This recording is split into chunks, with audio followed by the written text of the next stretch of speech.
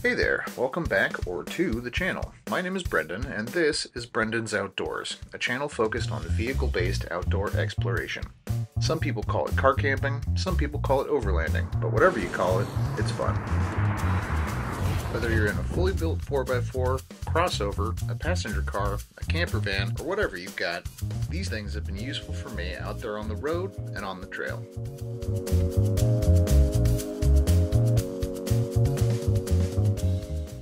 Okay, so this first one is actually a tool roll for hand tools and socket wrenches and stuff like that, but it also works for all of my kitchen utensils. As you can see, I have like a spatula or spatuloon, a wood spoon for stirring things, a fork for s'mores, a can opener, a citrus reamer for like limes and lemons, a knife, a couple pairs of silverware, and some tongs. I love having everything I need to cook food when I'm out on the road conveniently rolled up all in one place. Having an extra surface to prepare food or just keep things up off the ground is always nice when you're creating your own outdoor living space.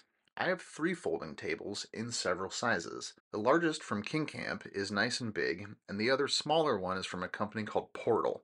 Both of these are really easy to put together and fold down easily, and have been excellent additions to my car camping setup. I also have a smaller one, kind of like a side table, and I'll regularly use that between 2 camping chairs if I have company when I'm camping, or use it inside of a tent as a bedside table to keep stuff up off the floor.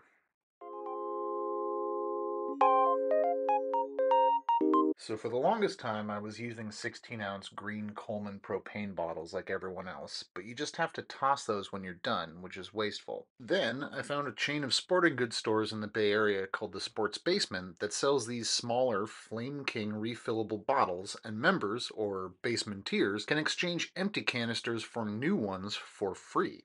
I made the initial investment in 2 of them and would regularly switch them out between camping excursions. This worked fine until I was regularly cooking for more than just me, or using propane to power such campsite luxuries as multiple stoves, a Mr. Buddy heater, or the Julka hot water heater. This 5-pound Flame King propane tank that I picked up on Amazon has more than paid for itself. The capacity of the tank is about the same as 4 16-ounce propane bottles, and when I bought it, it cost about $50.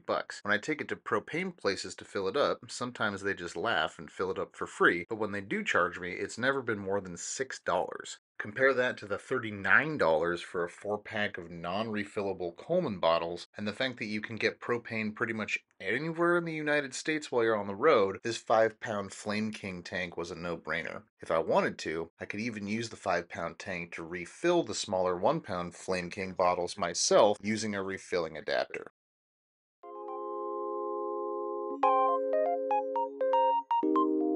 If you're going to go the route of the 5-pound propane tank, your regular camp stove will still work. You're just going to need a regulator hose. This gadget allows you to attach your regular propane hookup from a camping stove to this kind of tank. If I'm dispersed camping, I like to attach my tank to my roof rack so that it's stored on the exterior of the car and I don't have to move it. I just attach the regulator hose to the tank on the roof and connect it to my stove below.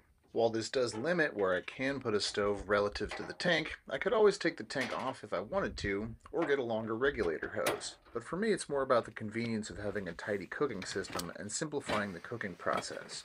I use a ratchet strap to attach the tank to the roof rack, and then secure it with a cable lock just in case the ratchet fails, or if someone's fingers are feeling extra sticky at a campground. I also have a tank splitter and an extra regulator hose which I can use in case I'm camping with a larger group and we have to use multiple stoves in order to feed everyone, or if I've brought along some of the other campground amenities I mentioned before.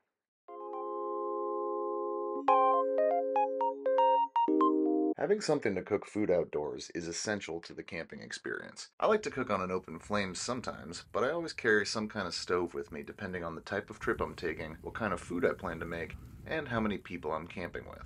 The first one I ever bought myself was this Coleman combination single burner with a grill, and then I later inherited a classic Coleman 2-burner.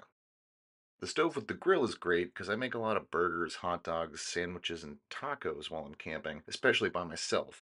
And having the grill to heat up buns or tortillas while finishing off your proteins on a pan is really great. Recently, I also picked up this small single burner combo fuel stove. This little guy takes both propane and butane, and while I've yet to use it with butane, it fits right here in one of the drawers of my platform, along with a 16-ounce propane bottle. If I'm taking a solo trip where I don't envision cooking very elaborate meals, or if I'm mainly road tripping cities and I'm not cooking a lot out of the back of the car, it's still nice to have the ability to heat up a quick burrito, or just have the ability to heat up water to make coffee. So I usually leave this little guy in the car, and then based on the kind of trip I'm taking, I would adjust which stove I'm bringing.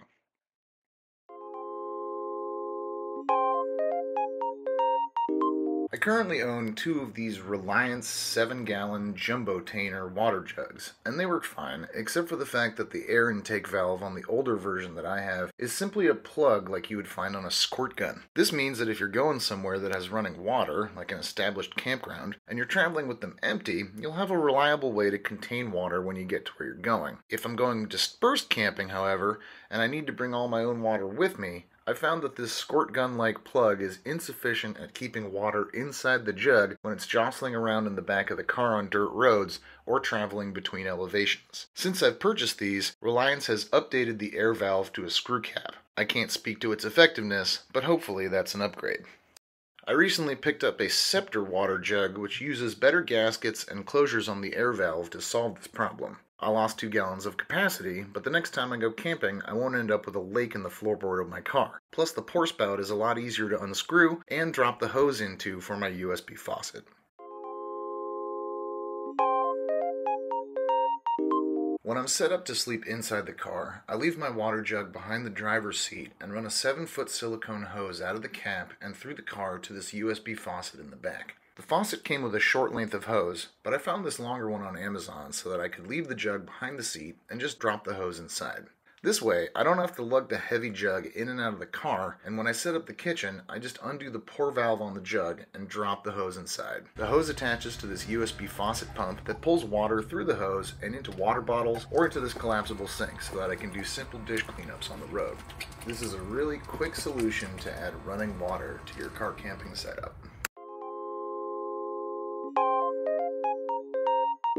Collapsible silicone kitchen items save you space while also serving useful purposes while out on the road. If I've set up my water station outside the car, I use this collapsible bucket to catch water runoff from hand washing so that I don't develop a mud puddle under my kitchen, but also to catch usable water that I can use later to put out a campfire. Having a bucket around if you're having a campfire is actually one of the necessities to get a campfire permit in California, so having this collapsible one around is great. I also have a collapsible sink or wash basin, collapsible bowls and cups, and a collapsible silicone kettle, which I'll plug into the inverter I mentioned in my last video, and is great for making a quick cup of coffee or boiling water to make a cup of noodles or any other freeze-dried meals. When I first heard about 12-volt refrigerators, I thought it was such a bougie and ridiculous thing to have. Camping is supposed to be about roughing it, right? Then I thought more about what I like to do when I'm out camping, which is usually cooking delicious things with my family and friends. Usually, when you're using a standard cooler, you have to plan out how you're going to pack the thing. You have to pre-cool the box itself for it to be the most efficient. You have to get ice, and that ice takes up a certain amount of volume of the usable space inside the cooler. None of these are really issues with a 12-volt fridge. Dometic is one of the leading brands in RV appliances, and they were one of the first brands I ever learned about in this market. Since then, there's been an explosion of brands appealing to any price point. You can get one that's about half the size of the one I have on Amazon for as little as $150, and they get really, really big and really expensive. This one, the one I have, is a single zone, but can be set in temperature as either a fridge or a freezer. A lot of the larger ones have dual zones, meaning you can keep one side as a freezer and one side as a refrigerator, so you could keep frozen meat or ice cream or ice cubes for cocktails or smoothies on one side, and then all your other non-frozen perishables on the other. If I had to do it over again, I probably would have bought a larger dual zone one from the get-go,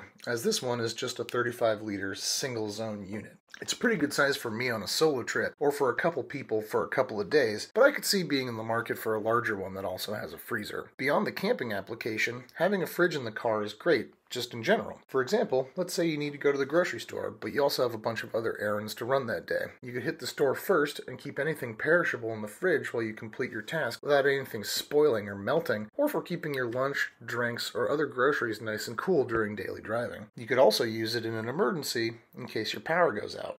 Speaking of power, power is supplied to the fridge by a 12-volt plug or a normal 110-volt 3-prong cord. I usually plug the 12-volt plug into my Jackery 500 and the 500 into the car so that the car charges the battery while the car is running. Turned off, the charged battery powers the fridge, which has been running the whole time.